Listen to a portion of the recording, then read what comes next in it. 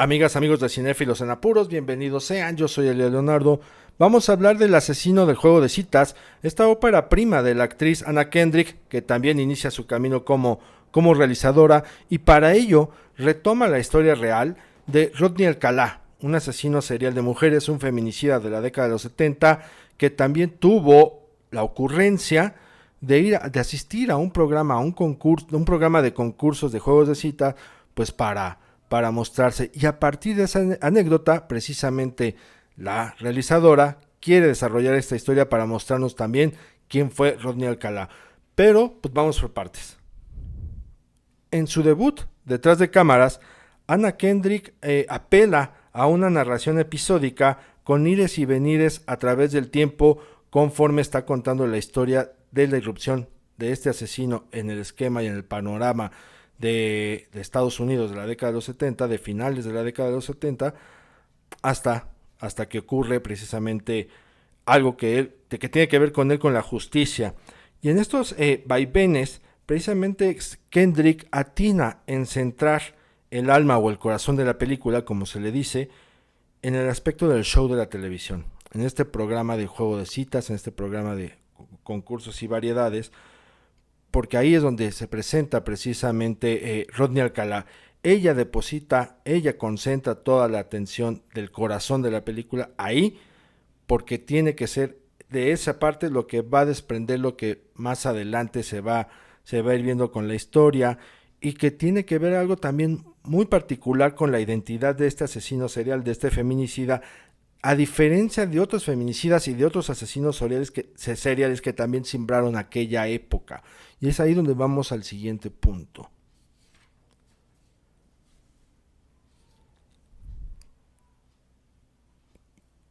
Ustedes han visto muchísimas películas, docuseries incluso, pero vamos a dejarlo en ficciones, en películas, donde al asesino serial que se plantea en la historia no lo vemos o lo vamos a ver hasta muy avanzada la película, ya casi hasta el final.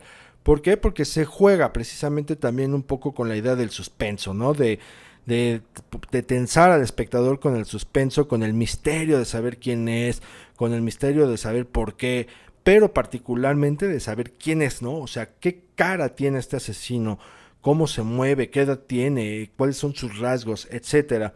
¿Qué hace Anna Kendrick? Apuesta por todo lo contrario y desde un principio nos muestra al asesino serial. No hay ningún spoiler, ustedes lo van a ver iniciando la película. Ella va a presentar a su asesino serial, estos son sus rasgos físicos, así se desempeña, así se desenvuelve, esta es su víctima, vean cómo opera este señor, porque es al que vamos a ver a lo largo de toda mi película. ¿Qué hace Kendrick? ¿Por qué lo hace? No es ya gratis, porque ella sabe que su asesino no tiene por qué ocultar su identidad, no le gusta ocultarla de hecho, y tan no le gusta y no la piensa ocultar, que por algo acude precisamente al programa de televisión, a este programa del juego de citas, valiéndole un cacahuate, ¿no? En su psique, claro, por algo lo está haciendo también, él motivado por un impulso, motivado por una razón, decide acudir, mostrarse, pero a diferencia, les digo, de otros asesinos, él no oculta su identidad, él no tiene reparo en esconderse entre las sombras y que él tampoco le ofrezca precisamente a la narrativa el que su identidad sea revelada hasta el final. Aquí no hay necesidad de eso y Anna Kendrick lo resuelve muy bien, lo aterriza muy bien y lo maneja muy bien, simple y sencillamente recurriendo a algo que parece muy trivial pero que no lo es, mostrándonos y presentándonos a su asesino monstruo al comienzo de la película. Vivimos una época de muchas historias de true crime, de crimen verdadero, tanto en películas como en documentales y docuseries. De que si el asesino serial que si el feminicida que si aquel otro asesino, que si este que lo ayudó, que si los cómplices, que si las sectas, en fin, hemos visto y estamos viendo muchas historias. Y van a ver que varias de ellas recurren o a la exageración, ¿no? Se exageran, incluso le mezclan ingredientes que nada tuvo que ver con la historia real, distorsionan un poco las cosas precisamente para llenar de más dramatismo o alargar el suspenso de la historia, o la otra es recurren mucho al morbo. también, ¿no? Pues estamos viendo cómo se insiste en cómo fueron los asesinatos, cómo eran las maniobras de estos asesinos, recrean, ¿no? También mucho de las escenas de cómo llevaban a cabo sus crímenes y se concentran en eso. ¿Qué hace Anna Kendrick en su debut como directora? Ella recurre a la mesura. Dice, ¿para qué irnos con prisa? ¿Para qué irnos a los extremos? ¿Para qué agitar al espectador si nos podemos ir con calma en aras de procurar o de pensar en otorgarle algo más? ¿Qué es ese algo más? La tensión. Hay que tensar al espectador, ¿no? O sea, sí, se puede tensar con el suspenso, pero vámonos con la dosis adecuada, ni más ni menos, con la dosis adecuada que está exigiendo precisamente mi guión, con la dosis adecuada con la cual yo ya les estoy contando la historia de mi asesino, este asesino que desde un principio les mostré.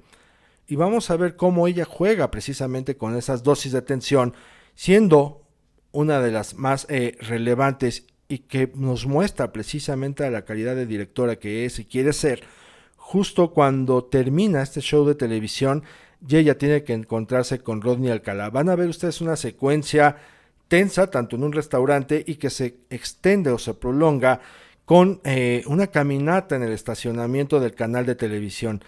Estas dos secuencias que vemos cómo tensan precisamente al espectador hablan de una realizadora que además pues es cinéfila. ¿Por qué? Porque en algún momento dado la película nos remite a Zodiac de David Fincher, lo van a ver por ahí, incluso por ahí puede retomarse un poco Érase una vez en Hollywood de Quentin Tarantino. Ella como que tuvo influencia de estas películas para tensionar las escenas, las situaciones. Recordemos que en Once Upon a Time in Hollywood, Érase una vez en Hollywood, Tarantino lo hace cuando el personaje de Brad Pitt visita esta comuna hippie, ¿no? ¿Cómo juega con la tensión? Bueno, eso van a ver un poco con Anna Kendrick. Ella no lleva prisa, les digo, es contenida y en esa contención para mantener cautivo al público logra entregar precisamente un buen ejercicio en ese contraste ajeno a las exageraciones y al morbo de los true crimes. El asesino del juego de citas, una ópera prima de Anna Kendrick, quien a diferencia de otras actrices de Hollywood que prefieren incursionar como productoras para tener el mando de esas producciones como protagonistas de las mismas, Anna Kendrick dice, yo no quiero producir, sino yo quiero dirigir, quiero tomar las riendas desde este otro lado, que es detrás de las cámaras, con una película que también protagoniza, pero intentando contar la historia, ¿no? No viendo a otro más dirigiéndola. Entonces, por ahí viene también esa otra lectura de lo que es el debut de ella como realizadora.